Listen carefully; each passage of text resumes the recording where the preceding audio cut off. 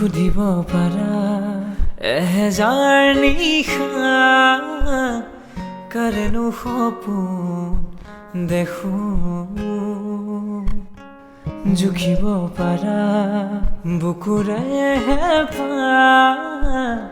কাৰেনো হিয়ালৈ হাসো আছিলো কাষত সদায় থাকিম মৰণে মাতিলেও কথা ৰাখিম আছিলো কাষত সদায় থাকিম মৰণে মাতিলেও কথা ৰাখিম সাত জনমৰ বান্ধোনেৰে থাকিম তুমি আৰু মই